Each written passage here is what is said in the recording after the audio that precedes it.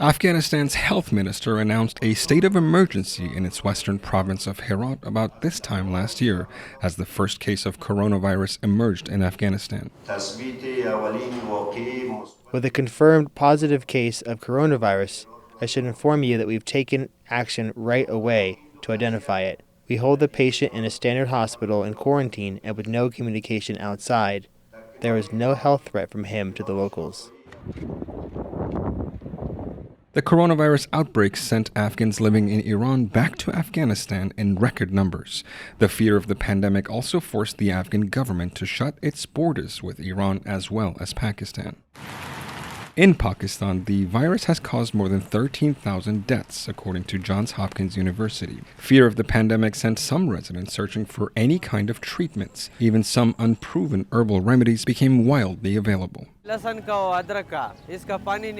had heard from our elders that the extract of garlic and ginger is really good for viruses. We're using that right now, and it'll help us, God willing. A doctor friend of mine suggested that I drink saffron tea, which will prevent me from getting a cold or flu. And also, I will not have a sore throat. I am confident that I will avoid this virus, too.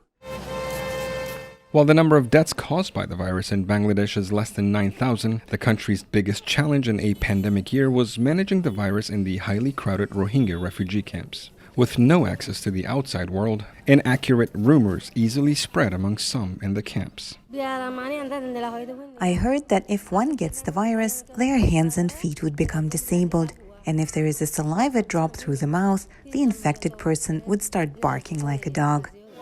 But education measures were soon put in place.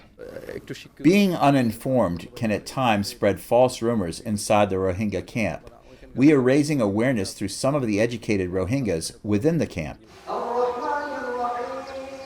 By summer, countries in South and Central Asia began to ease some of the lockdown restrictions. In Turkey, mosques began to host prayer sessions and businesses began to open back up, though most required masks and social distancing.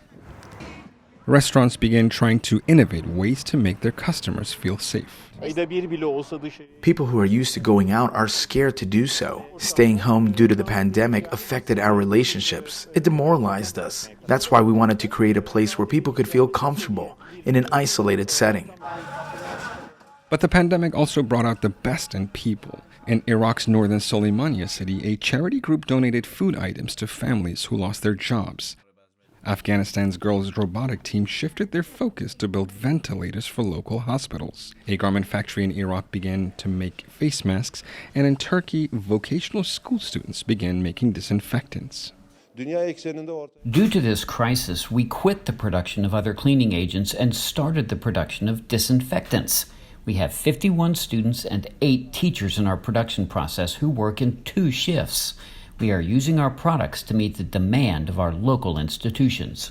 While the coronavirus cases are declining in South and Central Asia countries, people here hope the vaccine rollouts will finally put an end to the deadly pandemic. Bejan Hamdard, VOA News, Washington.